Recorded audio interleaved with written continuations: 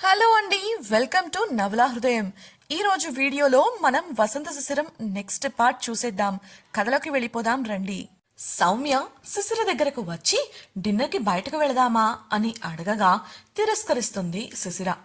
ఆటోలో ఇంటికి వెళుతూ సౌమ్యతో జరిగిన ఫోన్ సంభాషణను, ఆమె గురించి కిషోర్ చెప్పిన మాటలను గుర్తు చేసుకుంటుంది.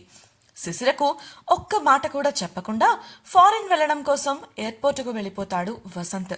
ఆ విషయం తెలిసి ఆమె అతనికి ఫోన్ చేసి ప్రశ్నించగా ఆమె అన్నీ తనకు చెప్పి చేస్తుందా అని ప్రశ్నిస్తాడు. ఫ్లైట్ ఎక్కిన అతడు ఆమె ఫోటో చూస్తూ బాధపడుతుంటే ఇవేవి తెలియని శిశిర ఇంట్లో కూర్చొని పాప్కార్న్ తింటూ పని చేసుకుంటుంది. 2 రోజులు యథావిధిగా గడిచిపోయాయి. శిశిరనే న్యూ ప్రాజెక్ట్ ఓనర్ అని తెలుసుకున్న నిశాంత్ ఆమెను ఒంటరిగా కలిసి మాట్లాడాలని ప్రయత్నించాడు. అలా ఆమె ఒంటరిగా కాఫీ తాగుతూ ఉండటం కనిపించి ఆమె దగ్గరకు వెళ్ళాడు. హాయ్ గార్జియస్, చిరుదరహాసంతో ఆమెను పలకరించాడు. అతడిని చూడటమే విసుగ్గా ముఖం పెట్టింది శిశిర. అతడిని పట్టించుకోకుండా కాఫీ తాగుతూ ఉంటే 2 రోజులుగా కనిపించలేదని అలిగావా డియర్, వచ్చేసాగా అన్నాడు నిశాంత్. అతడి వంక చురుగ్గా చూసింది శిశిర. అదేం పట్టించుకోకుండా కొత్త ప్రాజెక్ట్ నీ ప్లానే అని విన్నాను. అందంతో పాటు టాలెంట్లో కూడా టాప్లో ఉన్నావని తెలుసుకున్నా. ఎనీవే కంగ్రాట్స్ అంటూ చెయ్యి ముందుకు చాపాడు. శిశిర అస్సలు స్పందించలేదు. ఆమె చేతిని అతడే చటుక్కున తీసుకొని కరచాలనం చేశాడు. చిరాకుగా తన చేతిని వెనక్కు లాక్కొని, మీకు మర్యాదగా చెబితే ఎందుకు అర్థం కాదు, నా జోలికి రాకండి కోపంగా చెప్పింది శిశిర. అరే అంత కోపం ఎందుకు డార్లింగ్, ఒక ఇంటర్న్ అయ్యుండి పదపద్దాకా సీఈఓ క్యాబిన్కి ఎందుకు వెళుతున్నావని అనుమానించాను. కానీ నువ్వే ప్రాజెక్ట్ ఓనర్వి అన్న విషయం దాయటం కోసం మన కంపెనీ సీఈఓని ఇష్టపడుతున్నానని అబద్ధం చెప్పావని తెలుసుకున్నా. కానీ ఇప్పుడు ఆ విషయం అందరికీ తెలిసిపోయింది కదా, ఇంకా ఎందుకు ఈ మాటలు? కమ్మాన్ డియర్, నీకు సరే అంటే చెప్పు, నీకు నచ్చిన పనులన్నీ చేద్దాం, నీకొక కొత్త లోకాన్ని పరిచయం చేస్తాను నవ్వుతూ చెప్పాడు నిశాంత్. అతడి మాటలు ఆమెకు మరింత చిరాకును తెప్పించగా విసురుగా అక్కడి నుంచి లేచి వెళ్ళిపోయింది. ఆమెను చూస్తూ, ఈ నిశాంత్ వెంటపడ్డాక పడని పిల్లంటూ లేదు బ్యూటీ, నువ్వు కూడా నా దారికే వస్తావు, అందులోనూ బంగారు బాతువి, ఎలా వదులుకుంటాను? తనలో తనే నవ్వుకున్నాడు.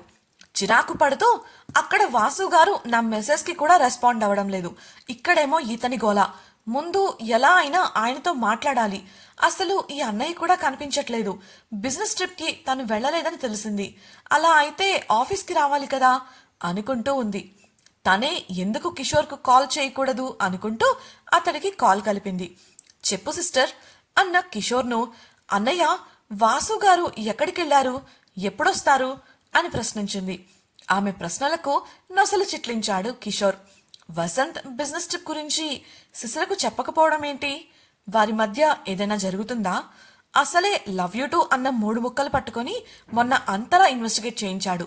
కొంపతీసి ఇంకా అదే మూడ్లో ఉండి తనతో మాట్లాడకుండా ఉంటున్నాడా ఏంటి అన్న ప్రశ్నలు కిషోర్ మెదడులో మెదిలాయి. అన్నయ్య అతడి నుండి ఎటువంటి స్పందన లేకపోవడంతో పిలిచింది శిశిర. ఆ పిలుపుకు తేరుకొని, హా సిస్టర్, మన కంపెనీ ఫారెన్ బ్రాంచ్లో ముఖ్యమైన పనులున్నాయి, వాటిని డీల్ చేయడం కోసం వెళ్ళాడు. వాడు రిటర్న్ అవ్వడానికి ఇంకో 1 వారం రోజులు పట్టొచ్చు. డోంట్ వరీ, హడావిడిలో చెప్పి ఉండడు, ఫ్రీ అయ్యాక వాడే ఫోన్ చేస్తాడులే అన్నాడు కిషోర్. సరే అన్నయ్య అంటూ దిగాలుగా కాల్ కట్ చేసింది శిశిర. కానీ వసంత్ గురించి ఎందుకో ఆమెకు కంగారుగా ఉంది. ఎప్పుడూ సరదాగా చలాకీగా ఉండే మనిషి కొద్ది రోజులుగా దిగులుగా ఉంటున్నారు. తన దగ్గరకు వచ్చి రోజు ఏదో ఒకటి చేసి విసిగించే మనిషి తనతో మాట్లాడటం కూడా లేదు. ఇలా ఆలోచిస్తున్న ఆమె దగ్గరకు వచ్చింది రూప. ఏమైంది అలా ఉన్నావు అని అడిగింది. ఏం లేదు రూపగారు, చెప్పండి అన్న శిశిరతో, ఏం లేదు శిశిరా, ఎందుకో డల్గా కనిపించావు, అదే అడుగుదామని వచ్చాను. అన్నట్లు మర్చిపోయా, అంతా చక్కగా జరిగి అక్కకు దక్కాల్సిన స్థానం అక్కకే దక్కింది కదా, అందుకే టీం అందరూ పార్టీ ఇవ్వమని ఫోర్స్ చేశారు. కాదనలేక సాయంత్రం డిన్నర్ ప్లాన్ చేసింది అక్క. నీకు కూడా చెబుతుంది, మాతో రా, నీకు కూడా కాస్త సరదాగా ఉంటుంది కదా అంది రూప. చిన్నగా నవ్వి ఊరుకుంది శిశిర. రూప చెప్పినట్లే కుసుమ శిశిరను కూడా డిన్నర్కు ఇన్వైట్ చేసింది. కానీ శిశిర మనసు బాగోక త్వరగా ఇంటికి వెళ్ళాలి కుసుమ గారు, ఇంటి నుండి ఫోన్ వచ్చింది అన్న సాకు చెప్పి ఇంటికి వెళ్ళిపోయింది. వసంత్లో వచ్చిన ఈ మార్పు ఎందుకో ఆమెకు బొత్తిగా నచ్చడం లేదు. ఇంట్లో ఉన్నప్పుడు అతనితో కలిసి తినడం అలవాటై ఇప్పుడు ఒంటరిగా భోంచెయ్యాలి అంటేనే తిండి కూడా సహించడం లేదు. అలానే 3 రోజులు దొర్లిపోయాయి. రోజులానే ఆఫీస్ పని పూర్తి చేసుకొని ఇంటికి వెళ్ళడానికి సిద్ధమవుతున్న శిశిర దగ్గరకు వచ్చారు కుసుమ, రూపలు. నేను ఇవాళ కాస్త తొందరగా ఇంటికి వెళ్ళిపోతున్నాను, ఎవరైనా వచ్చి అడిగితే చెప్పండి అంది శిశిర తన ల్యాప్టాప్ బ్యాగ్లో పెట్టుకుంటూ. కుసుమ ఏదో చెప్పాలని సంకోచిస్తుంటే వారి వంక సంశయంగా చూసింది శిశిర. కుసుమ ఇక నోరు తెరవదు అని అనుకున్న రూప, ఏం లేదు శిశిర, రేపు అక్క బర్త్డే అని చెప్పగానే కుసుమ చెయ్యందుకొని అడ్వాన్స్ హ్యాపీ బర్త్డే కుసుమ గారు మనస్ఫూర్తిగా విష్ చేసింది శిశిర. కుసుమ థ్యాంక్ యూ చెప్పగా రూప అందుకొని, రేపు ఉదయాన్నే గుడికి వెళ్దామని అనుకుంటున్నాం శిశిర, తనక వేరే పెద్దగా స్నేహితులెవరూ లేరు, నువ్వు కూడా మాతో వస్తే బాగుంటుంది అనిపించింది, అందుకే అడుగుదామని వచ్చాం, అది అడగడానికే అక్క ఆలోచిస్తోంది అంది.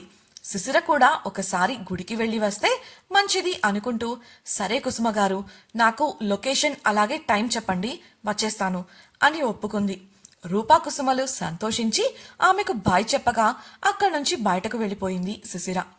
ఆటోలో వెళుతున్న ఆమెను కంపెనీ లాబీ నుండి 2 కళ్ళు తీక్షణంగా చూస్తున్నాయి. అవి ఇంకెవరివో కావు, నిశాంత్వి. కొంతసేపటి ముందు క్యాబిన్కు పిలిచి మరీ కిషోర్ పీకిన క్లాస్ గుర్తొచ్చింది అతడికి. కంపెనీలో ఉద్యోగం దొరకగానే రెక్కలొచ్చాయని నీ ఇష్టం వచ్చినట్లు చేస్తే కుదరదు మిస్టర్ నిశాంత్. శిశిర జోలికి నువ్వు వెళ్లకుండా ఉంటే మంచిది, నీకే కాదు నీ ఉద్యోగానికి నీ జీవితానికి కూడా. పిచ్చివేషాలేస్తే పడిపోయి వెంటపడే రకం కాస్తాను. ఇంకోసారి తన చుట్టూ తిరిగినట్లు చూశానో నేనేం చేస్తానో నువ్వు కల్లో కూడా ఊహించలేవు, జాగ్రత్త. కిషోర్ మాటల్లో కరుకుదనం, చూపుల్లో పదును కనిపించాయి నిశాంత్కు. శిశిర వెంటపడితే కిషోర్కొచ్చిన సమస్య ఏంటి? ఒకవేళ శిశిరే స్వయంగా అతనికి కంప్లైంట్ ఇచ్చిందా? అంటే సీఈఓ సార్ని ఇష్టపడుతున్నానని ఆమె చెప్పడం నిజమా? అలా అయితే సీఈఓ సార్ కదా నాకు వార్నింగ్ ఇవ్వాలి, కిషోర్ గారు ఇస్తున్నారంటే ఒకవేళ వాళ్ళిద్దరి మధ్య ఏదైనా నడుస్తుందా అన్న ఆలోచనలు అతన్ని చుట్టుముట్టాయి. అంతలోనే నేను అనుకున్నది చేసే వరకు వెనక్కు తగ్గను, వెనక్కు తగ్గే అలవాటు ఈ నిశాంత్కు లేదు, పళ్ళు కొరుకుతూ స్థిరంగా అనుకున్నాడు. ఇంట్లో ఒంటరిగా డిన్నర్ చేస్తున్న శిశిరకు అస్సలు తినాలి అనిపించలేదు. వసంత్ జ్ఞాపకమే కలవర పెడుతుంటే ఏదో తిన్నాను అనిపించి రూమ్కు వెళ్లి ఫోన్ అందుకుంది. హాయ్ వాసు గారు, మీకు నా మీద కోపం వచ్చిందని నాకు అనిపిస్తోంది. ఆఫీస్లో జరిగిన సంఘటన విషయంగా నేను మీకు ముందే చెప్పి ఉండాల్సింది. I'm really sorry.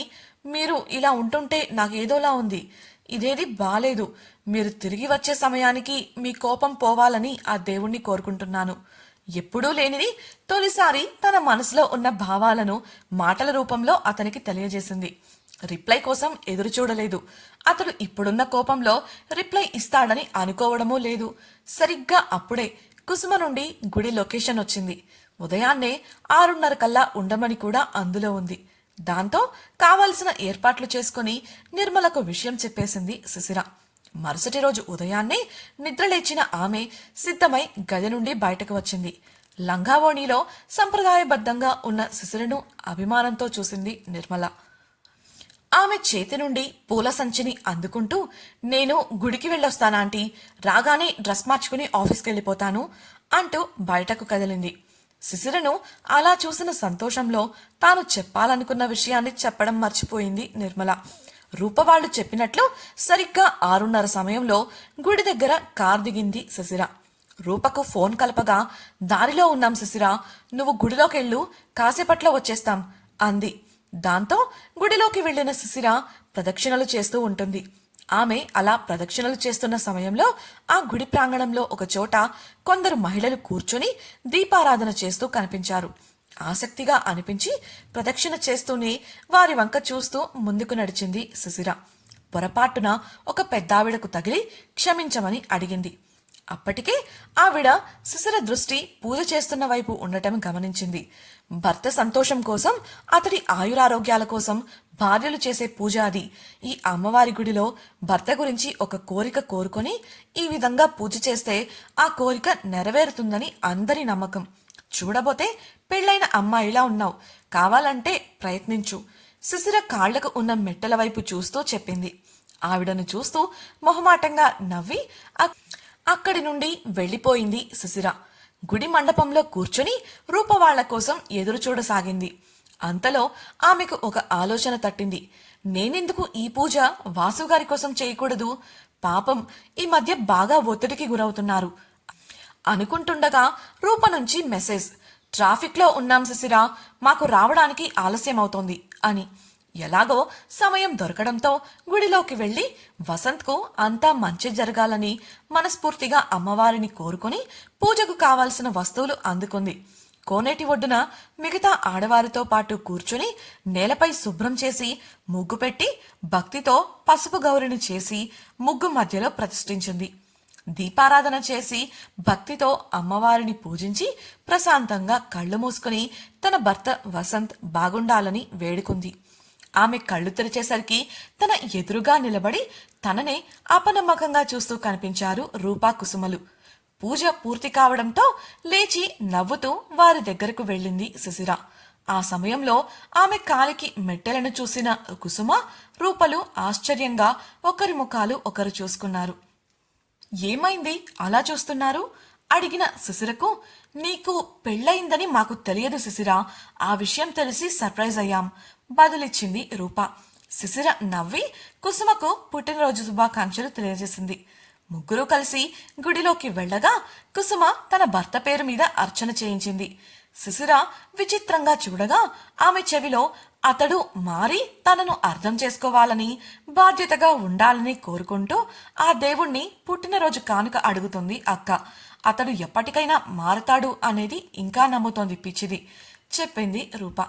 శిశిర అందుకు నిట్టూర్చింది. వారు గుడి నుండి బయటకు వచ్చేసరికి ఉదయం 8 అయింది. ఇప్పుడు బయలుదేరితే టైంకి ఆఫీస్కి చేరుకోగలం అని రూప అనగా, ఇలానా అంది శిశిర తన లంగావోణి వాలకం చూస్తూ. మేము అలాగే అనుకున్నాం శిశిర, అందులోనూ లేట్ అవుతుంది కదా, పోనీ ఇలానేరా, మేం కూడా చీరలు కట్టుకునే కదా ఉన్నాం, ఎవరేమంటారు చెప్పు అంది రూప. చేసేది లేక ఇప్పుడే వస్తాను, ఆటో బుక్ చేయండి అంటూ కార్ దగ్గరకు వెళ్లి పూజ బుట్టను డ్రైవర్కి ఇచ్చి, మీరు దీన్ని నిర్మలా ఆంటీకి ఇచ్చి నా ల్యాప్టాప్ ఆఫీస్కు తీసుకొచ్చేయండి, నేను ఇంటికి వచ్చి వెళ్లడం లేట్ అయ్యేలా ఉంది చెప్పి పంపేసి రూప వాళ్లతో కలిసి ఆఫీసుకు వెళ్ళింది. ఉదయం బ్రేక్లో క్యాబిన్ వద్ద కాఫీ తాగుతూ కుసుమ వాళ్లతో మాట్లాడుతున్న శిశిరకు ఒక విషయం తెలిసి షాక్ అయింది. అందులోనూ శిశిర కోసం అక్కడికి వచ్చిన వ్యక్తిని చూసి అక్కడున్న వారు కూడా విస్తుపోయారు. ఇంతకీ ఆ వచ్చిన వ్యక్తి ఎవరు? శిశిరకు పెళ్లైన విషయం నిశాంత్ తెలుసుకుంటాడు. శిశిరకు తెలిసిన విషయం ఏంటి? కిషోర్ హెచ్చరికను నిశాంత్ కన్సిడర్ చేస్తాడా లేదా? వసంత్ శిశిరతో మాట్లాడతాడా? తెలుసుకోవాలనుకుంటున్నారా? అయితే ఛానల్ను సబ్స్క్రైబ్ చేసి వసంత శిశిరం నెక్స్ట్ పార్ట్ వినేయండి. అలాగే మీకు ఈ వీడియో నచ్చినట్లయితే లైక్ చేసి మీ సన్నిహితులకు షేర్ చేయండి. మీ అభిప్రాయాలను మాతో పంచుకోవడం కోసం కామెంట్ సెక్షన్లో తెలియజేయగలరు. ఇట్లు మీ నవలా హృదయం team. Thank you for listening.